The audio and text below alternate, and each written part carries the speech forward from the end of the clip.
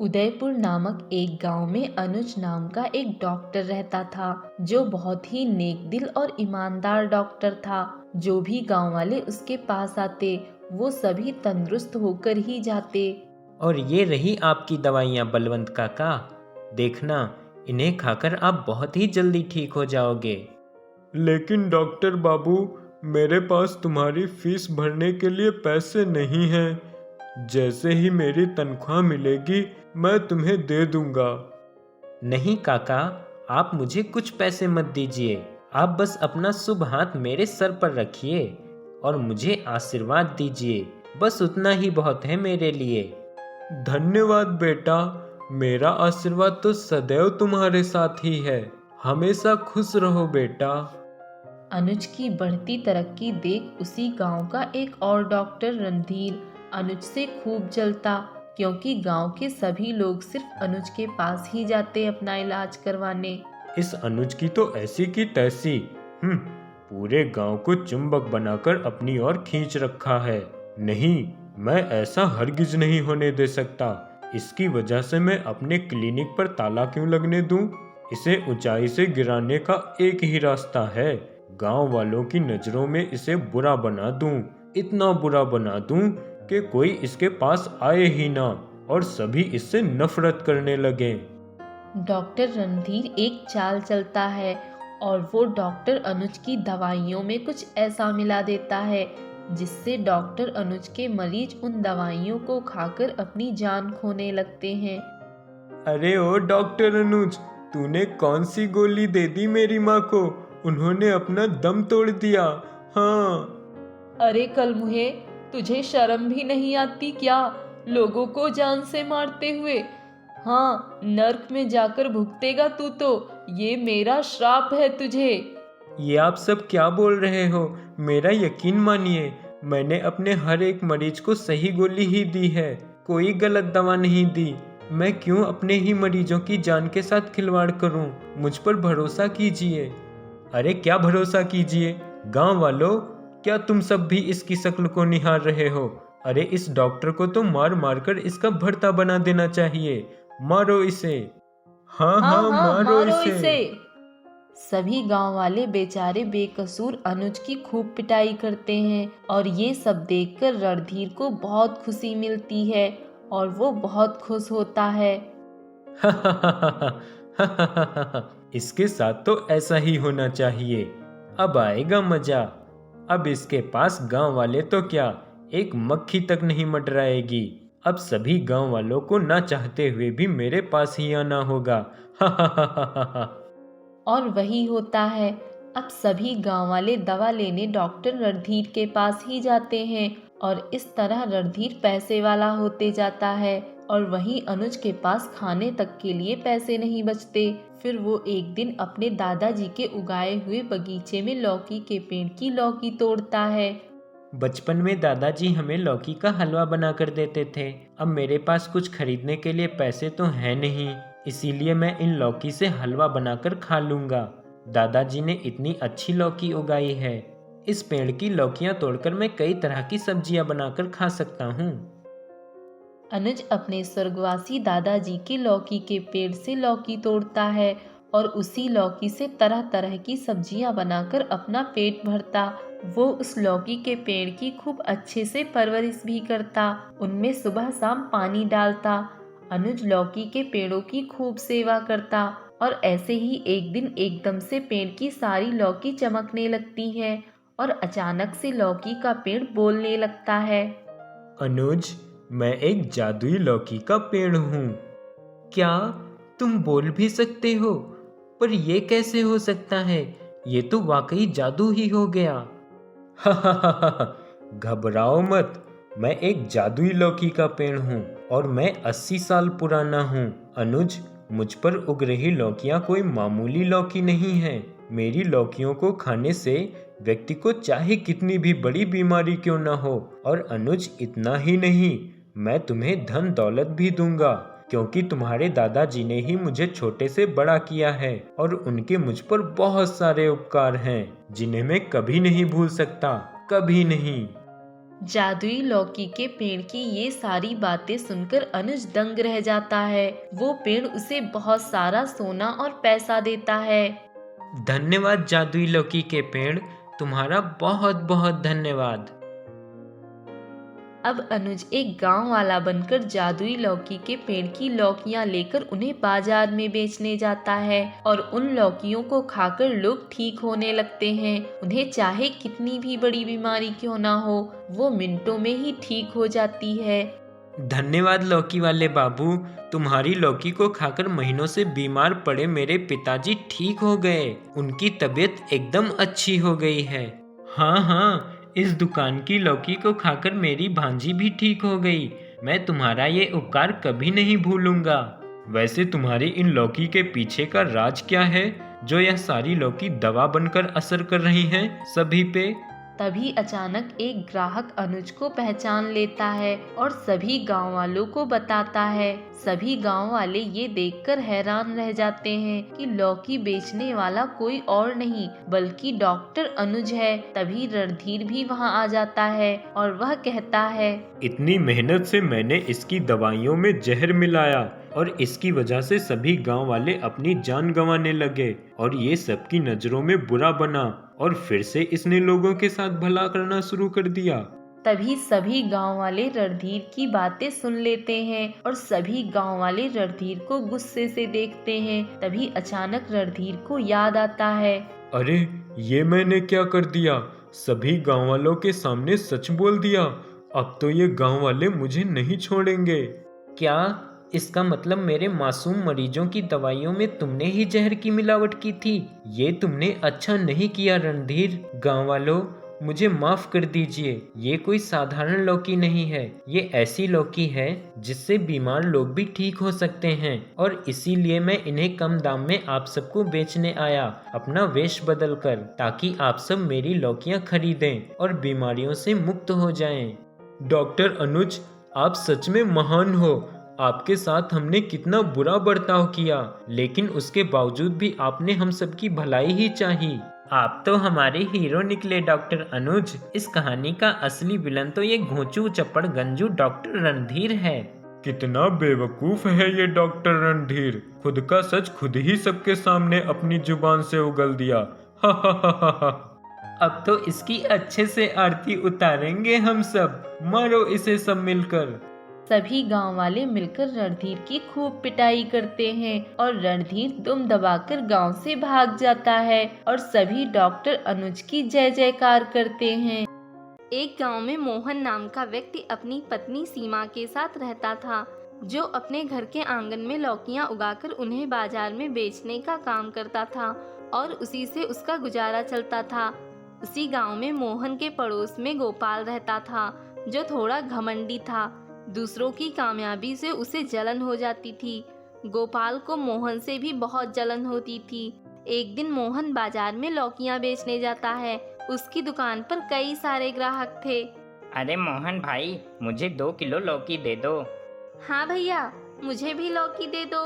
भाई मोहन, तुम्हारी लौकियां तो बहुत ही अच्छी हैं, बहुत ही स्वादिष्ट सब्जी बनती है, मजा आ जाता है। पड़ोस में गोपाल अपनी दुकान से यह सब देख सुन रहा था। उसे मोहन से काफी जलन हो जाती है, क्योंकि उसकी दुकान पर कोई ग्राहक नहीं था। बाजार में मेरी इतनी बड़ी दुकान है और मेरी दुकान पर ही कोई ग्राहक नहीं आता, और इस मोहन की छोटी सी दुकान पर इतनी भीड़ है। इस मोहन को तो सबक सिखाना ही होगा। उसी रात चुपके से गोपाल मोहन के घर के आंगन में लगे लौकी के पेड़ों की जड़ों में दवा डाल देता है और चला जाता है। अगले दिन सुबह सीमा देखती है उसके आंगन में लगे लौकी के पेड़ और उन पर लगी सारी लौकियां खराब हो गई हैं। यह देख सीमा हैरान रह जाती है और सीमा मोहन को आवाज लगाती है, मोहन, मोहन, जल्दी आओ। तभी मोहन आता है। क्या हुआ सीमा, क्यों चिल्ला रही हो? ये देखिए क्या हो गया, हम बर्बाद हो गए, अब क्या होगा। तभी मोहन देखता है और देखकर हैरान रह जाता है। हे भगवान, ये क्या हो गया, ये कैसे हो गया?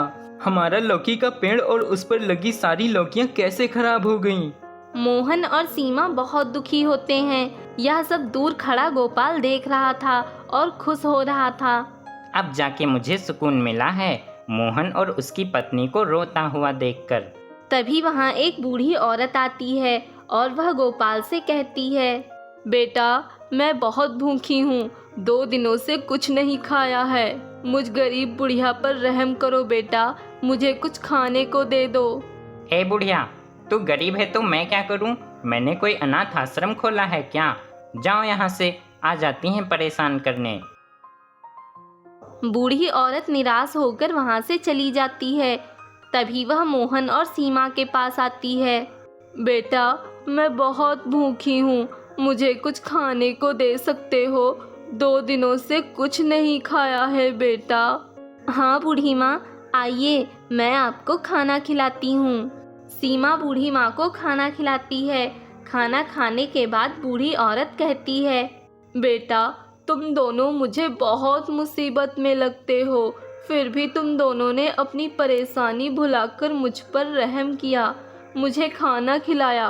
बेटा मैं तुम दोनों से बहुत खुश हुई। ये लो बेटा, ये पानी तुम अपने आंगन में लगे लौकी के पेड़ में डाल दो, तुम्हारी सारी समस्याएं दूर हो जाएंगी।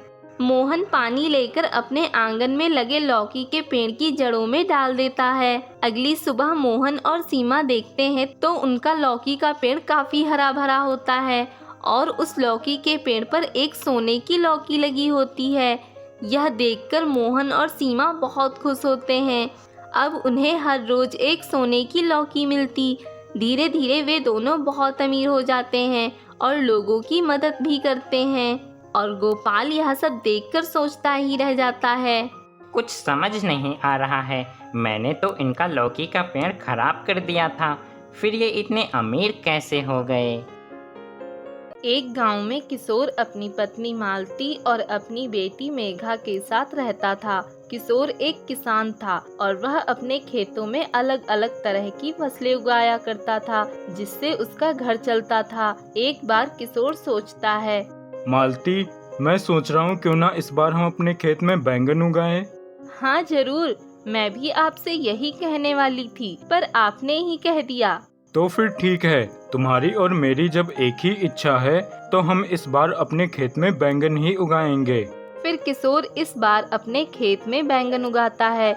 जल्द ही किशोर के बैंगन अच्छे से तैयार हो जाते हैं और पूरा खेत बैंगन से भर जाता है। अपने खेत में खूब सारे बैंगन देखकर किशोर और मालती बहुत खुश होते हैं। खुश होकर किशोर मालती से कहता है, हमारे खेत में बैंगन की फसल तो बहुत अच्छी हुई है। मैं तो सोच रहा हूँ इस बार हम अपनी बेटी को उसके जन्मदिन पर सोने की चूड़ियाँ देंगे। हाँ आप बिल्कुल ठीक कह रहे हो, हमारी बेटी को हम उसके जन्मदिन पर सोने की चूड़ियाँ देंगे। आप ऐसा करना, कल बाजार जाकर सारे बैंगन बेच आना। हाँ मालती, तुम ठीक कह रही हो।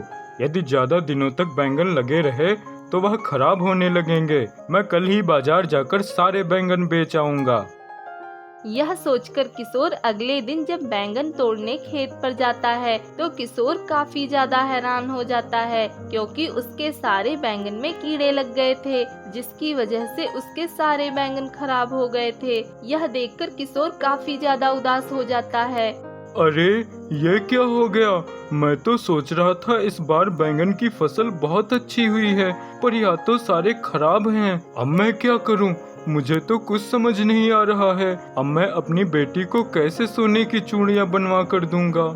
किशोर उदास होकर घर पर आ जाता है। किशोर को देखकर मालती अपने पति किशोर से कहती है, क्या हुआ? आप इतने उदास क्यों लग रहे हैं? आप तो खेतों में बैंगन तोड़ने गए थे, तो फिर यहाँ पर कैसे आ गए? क्या बाजार में आप बैंगन बेच आए? नहीं, मैं बाजार में बैंगन बेचकर नहीं आया, क्योंकि हमारे खेत के सारे बैंगन खराब हो गए थे। हम लोग सोच रहे थे कि बैंगन सही हैं, पर वह अंदर से सारे खराब थे। मालती, इस बार हमें फसल में नुकसान हो गया है। यह क्या कह रहे हैं? पर बैंगन तो देखने में काफी अच्छे लग रहे थे।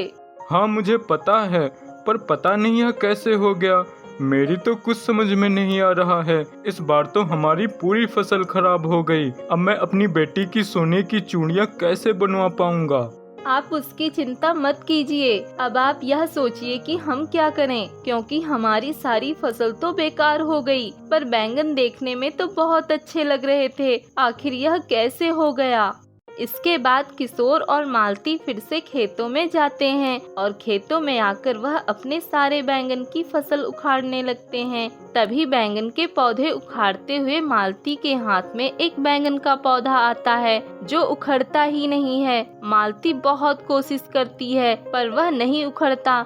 मालती हैरान होकर किशोर से कहती है, अरे यह पौधा तो उखड़ ही नहीं रहा है, यह कैसा बैंगन का पौधा है। मालती देखती है उस पौधे पर काफी सारे बैंगन लगे हुए थे। तभी किशोर पास आता है और देखता है, मालती, यह पेड़ तो बाकी सारे पेड़ों से काफी अलग लगता है।